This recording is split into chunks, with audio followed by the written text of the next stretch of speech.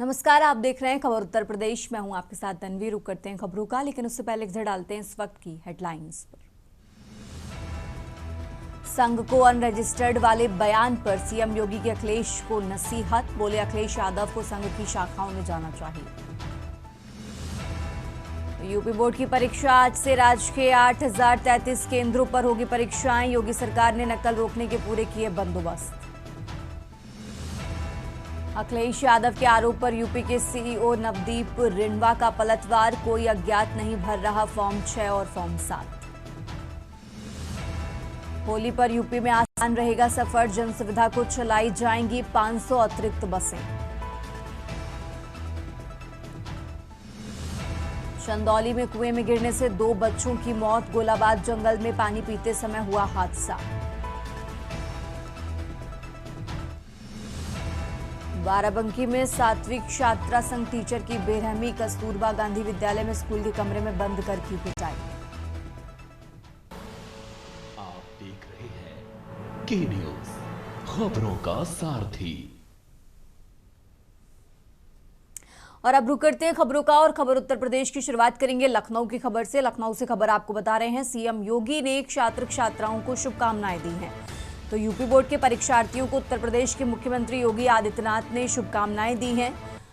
उन्होंने social media platform x पर लिखा कि मेरे प्रिय विद्यार्थियों के संबोधन से शुरू हुआ संदेश। पोस्ट में लिखा है कि आप सभी को मेरा शुभाशीष। तो परीक्षाएं केवल आपकी शैक्षणिक योग्यता का मूल्यांकन नहीं है।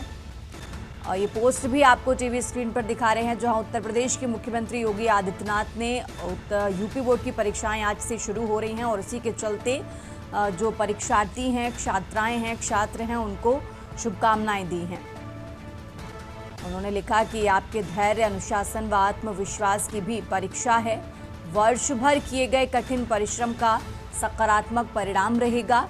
मां सरस्वती की कृपा आप सभी पर बनी रहे। तो सीएम योगी का ये पोस्ट भी आपको टीवी स्क्रीन पर दिखा रहे हैं। लखनऊ से खबर आपको बता रहे हैं, आज से यूपी बोर्ड की परीक्षाएं शुरू हो चुकी हैं। 10वीं और 12वीं की परीक्षाएं आज से शुरू हुई हैं और इसी को लेकर उत्तर प्रदेश के मुख्यमंत्री योगी आदित्यनाथ ने एक्स पर पोस्ट भी किया है और उनका पोस्ट भी आपको टीवी स्क्रीन पर दिखा रहे हैं।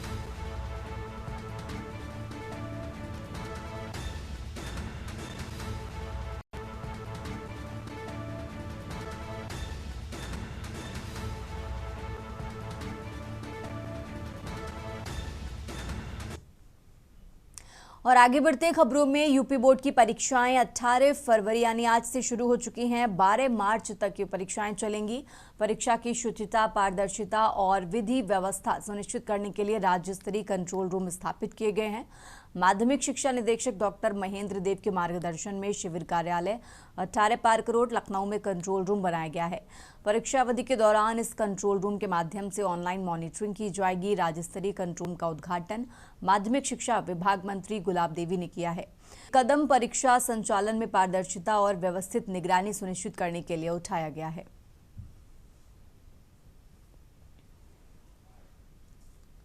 जैसी व्यवस्था पहले थी उससे भी और अच्छी व्यवस्था इस बार की गई है। पहले भी किसी भी प्रकार से कहीं कोई नकल का मामला सामने नहीं आया। तनाव मुक्त परीक्षा हुई, नकल विहीन परीक्षा हुई। इस बार भी सब परीक्षाएं शांतिपूर्ण तरीके से होंगी, क्योंकि हमारा जो माध्यमिक शिक्षा विभाग है उसकी निष्ठा, उसकी कर्तव्यपरायणता, हमारे जो शिक्षक विभाग है, जो प्रधानाचार्य हैं और जो अधिकारी हमारे नियुक्त किए गए हैं, सबकी कर्तव्यपरायणता के आधार पर ये परीक्षा हमारी सुचारू रूप से संपन्न हो जाएगी, ऐसा हमें भरोसा है। पेपर लीक को लेकर क्या कुछ तैयारी, अगर कोई पर्चा लीक होता है तो उसको लेकर क्या कुछ तैयारी? लीक होगा ही नहीं, तैयारी हमारी पूरी है, इसीलिए लीक होगा नहीं। होगा कैसे, होगा ही नहीं। सजा का क्या प्रावधान है? क्या सजा होगी? क्या सजा हो सकती है? जुर्माना? उसके कार्यों के आधार पर जो पहले सजा निर्धारित थी वही है, उस पहले से भी लगेगा। 1 करोड़ का जुर्माना भी पड़ेगा, जेल तो जाएगा ही। और अब आगे बढ़ते हैं खबरों में। उत्तर प्रदेश माध्यमिक शिक्षा परिषद बोर्ड परीक्षाएं आज से गाजीपुर में शुरू हो रही हैं। प्रशासन ने 196 परीक्षा केंद्रों पर कड़ी निगरानी और सुरक्षा व्यवस्था की है।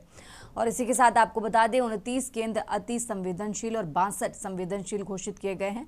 हाई स्कूल में करीब 66,498 और इंटरमीडिएट में करीब 70,958 परीक्षार्थी शामिल हो रहे हैं।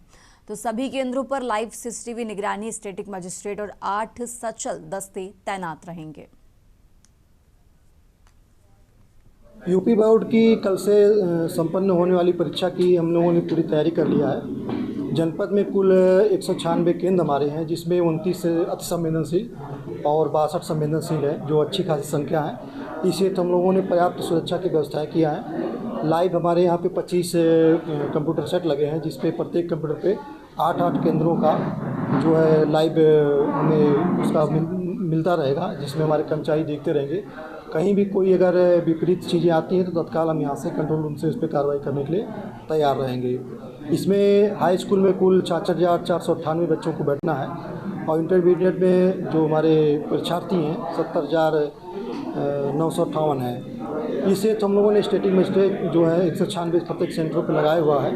12 जोन में बटे हुए हमारे हैं और जिसपे जोनल मजिस्ट्रेट लगाए गए हैं और 32 सेक्टरों में बांटा गया है और 8 सचल दल भी स्थापना की गई है और जो उच्चाधिकारी हैं वो लोग भी भ्रमणशील रहेंगे। और अब खबर उन्नाव से है, जहां उत्तर प्रदेश माध्यमिक शिक्षा परिषद की साल 2026 की बोर्ड परीक्षाओं के लिए प्रशासनिक तैयारियां पूरी कर ली गई हैं। परीक्षाएं आज से शुरू हैं और जिला विद्यालय निरीक्षक सुनील दत्त ने बताया कि शासनादेश और शासन के दिशा निर्देशों के अनुरूप सभी व्यवस्थाएं सुनिश्चित की गई हैं।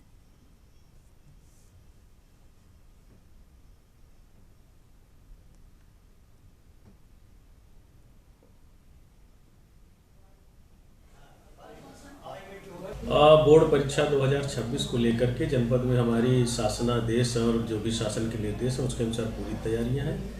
हमारे 122 परीक्षा केंद्र बनाए गए हैं। 122 परीक्षा केंद्र में जो भी पेपर्स हमारे पास आए थे, हमने कल तक सभी परीक्षा केंद्रों पर पुलिस व्यवस्था सुरक्षा के बीच में पेपर पहुँचा दिए हैं। इसके अलावा सभी केंद्रों पर स्टैटिक मजिस्ट्रेट की नियुक्ति करवा दी गई है, सेक्टर मजिस्ट्रेट की नियुक्ति करवा दी गई है, जोनल मजिस्ट्रेट की, जिसमें 6 जोनल मजिस्ट्रेट हमारे तहसीलवार हैं 6 तहसील में और 11 सेक्टर मजिस्ट्रेट हैं। और जितने हमारे 122 केंद्र हैं सभी 122 केंद्र में स्टैटिक मजिस्ट्रेट हैं। और अब खबर अमेठी से है, जहां बोर्ड परीक्षा 2026 को नकल विहीन, सुरक्षित और शांतिपूर्ण ढंग से संपन्न कराने के लिए जिला प्रशासन पूरी तरह अलर्ट मोड पर है। अमेठी के डीएम संजय चौहान और एसपी सरवरन टी की अध्यक्षता में जवाहर नवोदय विद्यालय गौरीगंज में महत्वपूर्ण बैठक आयोजित की गई। इस बैठक में 85 परीक्षा केंद्रों की तैयारियों, सुरक्षा व्यवस्था और प्रशासनिक निगरानी के लिए विस्तार से बातचीत की गई।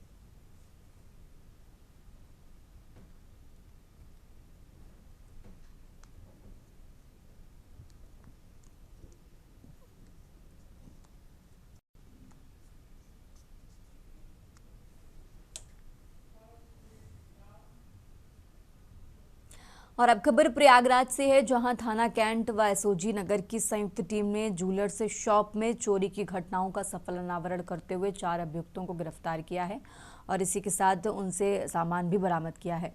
बता दें कि वादी ने सूचना दी थी कि अज्ञात चोरों ने उनकी सोने चांदी की दुकान का शटर उखाड़कर दुकान में रखी पीली धातु व सफेद धातु के आभूषण चोरी कर लिए। सूचना पर थाना कैंट पुलिस व अधिकारियों ने तत्काल घटनास्थल का निर्देश की जायजा लिया और घटना के सफल अनावरण हेतु पुलिस टीम का गठन किया।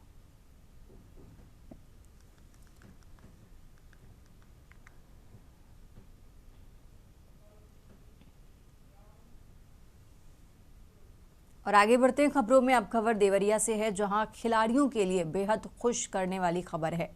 ओएनजीसी और एसएसआईटी के बीच हुए अहम समझौते के तहत यहां दुनिया का पहला विश्व स्तरीय खेल सुविधाओं से युक्त ओलंपिक तीरंदाजी हॉस्टल का निर्माण होगा। इस समझौते के तहत जिले के रुद्रपुर तहसील क्षेत्र के कन्हौली गांव को निर्माण स्थल के तौर पर चयनित किया गया है। रविंद्र किशोर शाही स्पोर्ट्स स्टेडियम में आयोजित प्रेस वार्ता के दौरान संस्थापक अध्यक्ष व निदेशक संजीव सिंह ने बताया कि यह हॉस्टल अत्याधुनिक सुविधाओं से लैस है। यहाँ आवासीय छात्रावास, स्पोर्ट्स साइंस सेंटर और हाई परफॉर्मेंस ट्रेनिंग सिस्टम तथा अंतर्राष्ट्रीय मानकों के अनुरूप तीरंदाजी प्रशिक्षण मैदान उपलब्ध रहेगा।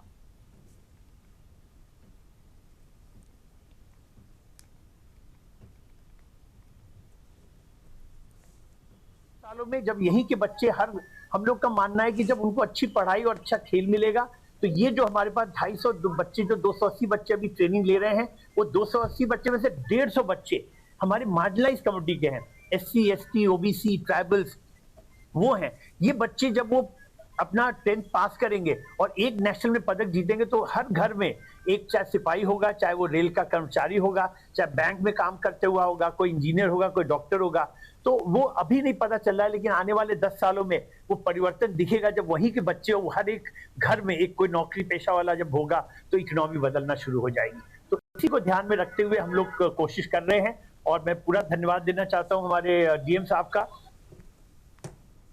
और अब खबर बाराबंकी से है, जहां किसान नेता राकेश टिकैत का संगठन कार्यकर्ताओं ने कार्यक्रम स्थल पर माला पहनाकर स्वागत किया। उनके स्वागत में फूलों से सजा ट्रैक्टर भी दिया गया, जिससे राकेश खुद चलाते हुए सूरतगंज रोड स्थित दादनपुर चौराहे तक पहुंचे। राकेश टिकैत के इस काफिले में सैकड़ों की संख्या में मोटरसाइकिल और ट्रैक्टर ट्रॉली में बैठे किसानों ने हुंकार रैली निकाली।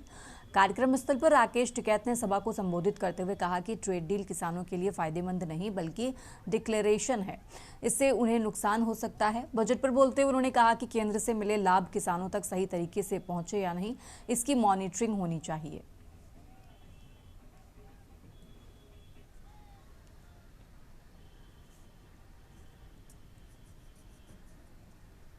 देखो, बजट में तो कुछ है नहीं।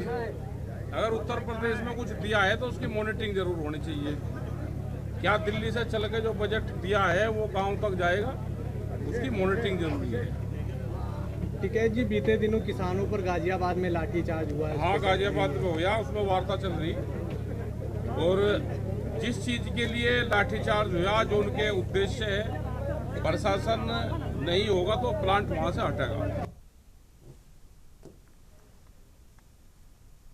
और अब खबर उन्नाव से है, जहां पुलिस महानिरीक्षक लखनऊ रेंज किरण एस निरीक्षण करने पुलिस लाइन पहुंचे। जिलाधिकारी गौरांग राठी और पुलिस अधीक्षक जयप्रकाश सिंह ने पुष्पगुच्छ भेंट कर पुलिस उच्चाधिकारी का स्वागत करते हुए जिले की कानून व्यवस्था की स्थिति से भी अवगत कराया। इसके बाद विभागीय समीक्षा बैठक हुई, जिसमें अपराध नियंत्रण, लंबित विवेचनाओं के निस्तारण, महिला अपराध, संगठित अपराध और शांति व्यवस्था पर विस्तार से चर्चा की गई।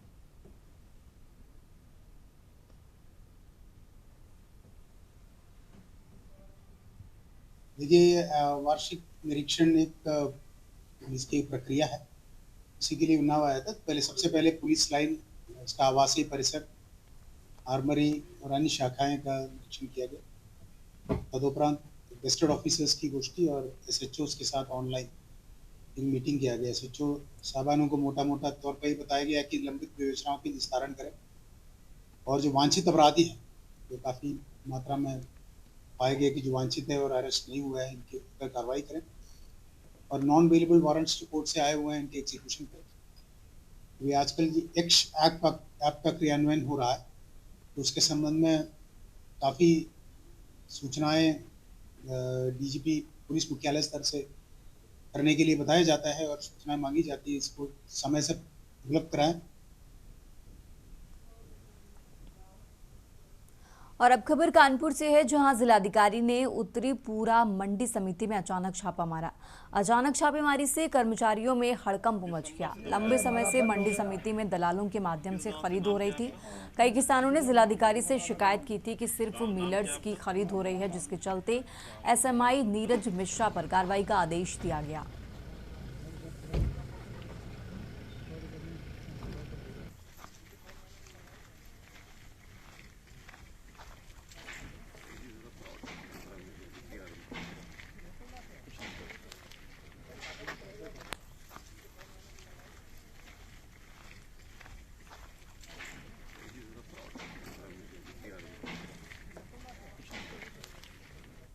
और अब आगे बढ़ते हैं खबरों में। सोनभद्र जिले के पिपरी थाना क्षेत्र के चकेलवा कुंडा भाटी बैदल हवा डैम को ट्यूब से पार करते समय एक पति पत्नी और एक 4 साल की मासूम डैम में गिरे। पति तो तैरकर किनारे पहुंच गया, पर 4 साल की मासूम बच्ची और महिला डूब गई। वहीं किनारे निकले पति के द्वारा मामले की सूचना किसी तरह डायल 112 को दी गई। मौके पर पहुंची डायल 112 और स्थानीय पुलिस ने स्थानीय मछुआरों के सहारे दोनों की तलाश की, लेकिन कोई पता नहीं चला, जिसके बाद एसडीआरएफ टीम को सूचना दी गई। वहीं मौके पर पहुंची एसडीआरएफ टीम द्वारा दोनों की तलाश शुरू कर दी गई है।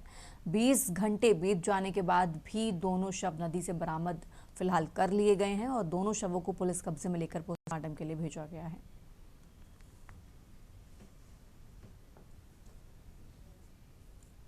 कल दिनांक 16/2/26 को बेलवादा के रहने वाले राहुल अपनी पत्नी उषा और अपनी भतीजी रिंकी के साथ नदी को पार कर रहे थे। फिसल जाने के कारण नदी में उनकी पत्नी उषा और रिंकी डूब गईं, जिनके शव को ढूंढने का प्रयास एसडीआरएफ द्वारा तथा लोकल गोताखोरों द्वारा प्रयास किया जा रहा था। आज दोनों शव बरामद हो गए हैं। आवश्यक अन्य विधिक कार्रवाई की जा रही है। सर, हम लोग उस पार से रोज आन जान था हम लोग का, और कल हम लोग आए शाम को करीब 6-6:30 बजे के लगभग आए। तीनों लोग ट्यूब पे बैठे। ट्यूब पे बैठने के बाद आए 10 मीटर अंदर, और बच्ची और बेटी दोनों फिसल गई। घटना ये हुई है सर, वो जो है ट्यूब से फिसल गए, वो जो है गिर गई। कैसे सर? उस पार से इस पार पाही है आने जाने में। अच्छा, हाँ। अब तक प्रशासन मौके पर पहुंची है? हाँ, मौके पर प्रशासन पहुंची है।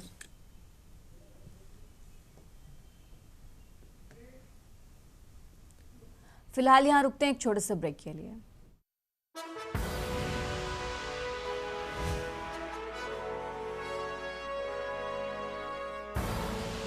आप देख रहे हैं के न्यूज़ खबरों का।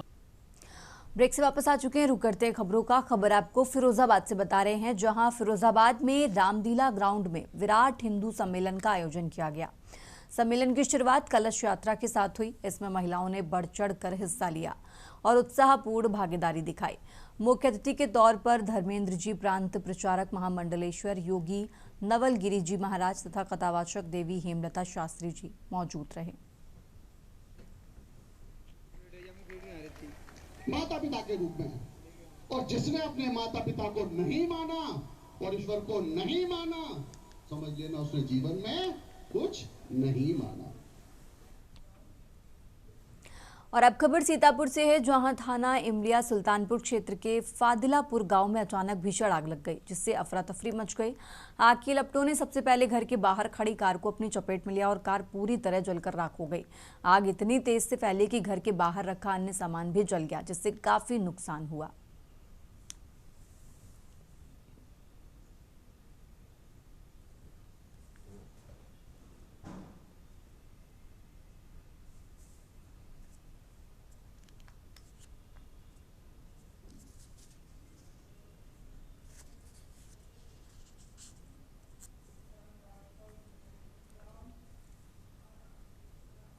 और अब खबर संभल से है, जहां असमौली थाना पुलिस ने सराफा दुकान से चोरी कर फरार होने की कोशिश कर रहे एक आरोपी को गिरफ्तार कर लिया है। एएसपी उत्तरी कुलदीप सिंह ने जानकारी देते हुए बताया कि मामला संज्ञान में आते ही पुलिस टीम ने सक्रियता दिखाते हुए घेराबंदी कर आरोपी को दबोच लिया। आरोपी से चोरी किए गए जेवरात बरामद करने में भी सफलता प्राप्त हो गई है। आरोपी से पूछताछ करते हुए उसके अन्य साथियों की जानकारी जुटाई जा रही है, जिससे पूरे गिरोह को नेस्तनाबूद किया जा सके।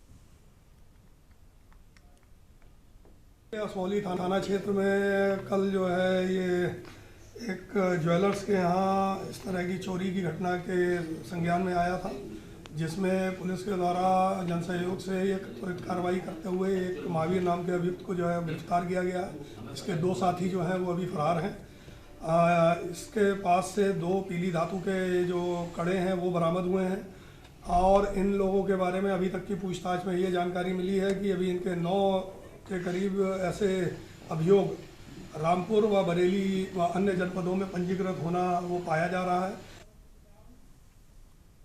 और अब खबर देवरिया से है, जहां बरहज विधानसभा क्षेत्र में सोनू घाट से बरहज तक जर्जर सड़क मार्ग और सरजू नदी पर निर्माणाधीन मोहन सेतु के अधूरे निर्माण के विरोध में सपा ने जन आंदोलन का बिगुल फूंका है।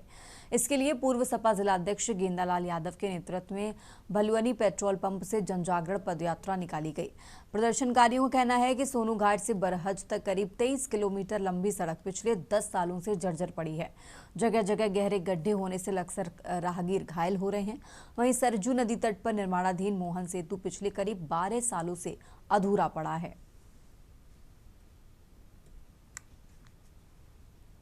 देवरिया जनपद का विधानसभा क्षेत्र बरहज तहसील मुख्यालय को जोड़ने वाली एक प्रमुख सड़क जो सोनू घाट बरहज मार्ग है, पिछले 10 सालों से जर्जर है।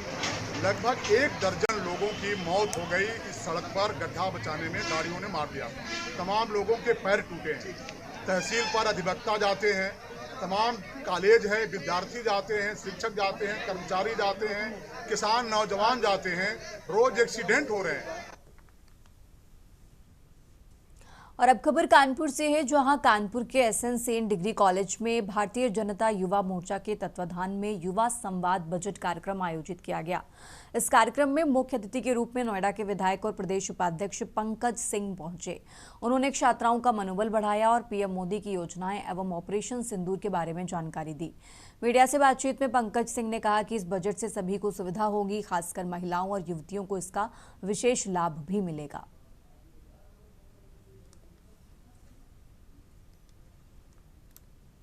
जी, पंकज सिंह जी, माननीय पंकज सिंह जी आए थे नोएडा से विधायक। आज बजट जो आया है, केंद्रीय बजट और उत्तर प्रदेश का भी बजट आ चुका है, तो बच्चों को उस बजट से क्या लाभ है, क्या जानकारी दी जाए, संवाद कार्यक्रम आयोजित किया गया था और जो कि बिल्कुल सफल रहा। बजट में शिक्षा, स्वास्थ्य और कृषि पर फोकस किया गया है। तो उस संदर्भ में माननीय पंकज सिंह जी ने बहुत विस्तार से चर्चा भी की और जन आकांक्षी जो बजट है किस तरीके का लाभ मिल सकता है। जैसे उन्होंने कहा कि महिला हॉस्टल, वर्किंग वुमेन हॉस्टल की व्यवस्था केंद्र सरकार ने कर रखी है। बजट में भी हो चाहे केंद्र में भी हो, युवाओं को स्किलफुल बनाते हुए, उनको टैलेंट एनहांस करते हुए भविष्य और उनके लिए रोजगार का सृजन करना, इस ओर प्रावधान हमारे केंद्र के बजट में भी हो, स्टेट में भी हो, दोनों जगह किया गया है। और चाहे वो फिर गांव से लेकर, जैसा मैं कहा कि वो आर्टिफिशियल इंटेलिजेंस तक हो, मैन्युफैक्चरिंग इंफ्रास्ट्रक्चर तक, सभी जगहों पर बजट में प्रावधान हुआ है। और अब खबर फरुखाबाद से है, जहां फरुखाबाद के जिलाधिकारी आशुतोष कुमार द्विवेदी ने नगर पंचायत कार्यालय कमालगंज और विकासखंड कार्यालय कमालगंज का निरीक्षण किया। निरीक्षण के दौरान उन्होंने कार्यालय की कार्यप्रणाली, अभिलेखों की स्थिति, जनसुनवाई व्यवस्था, साफ सफाई और नागरिक सुविधाओं की व्यवस्थाओं की समीक्षा की। जिलाधिकारी ने विकास कार्य एवं योजनाओं की प्रगति की जानकारी लेते हुए सभी कार्यों को निर्धारित समय सीमा में गुणवत्ता के साथ पूरा करने के निर्देश दिए।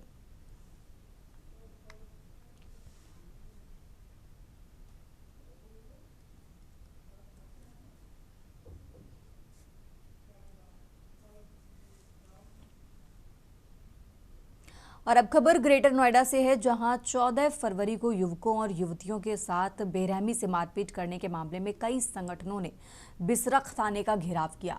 आरोप है कि गाड़ी का हॉर्न बजाने पर दबंगों ने युवतियों को गाड़ी से बाहर निकालकर पीटा। पुलिस ने 2 आरोपियों को जेल भेज दिया है, लेकिन जनता ने इस मामले में कड़ी कार्रवाई की मांग को लेकर थाने का घेराव किया है।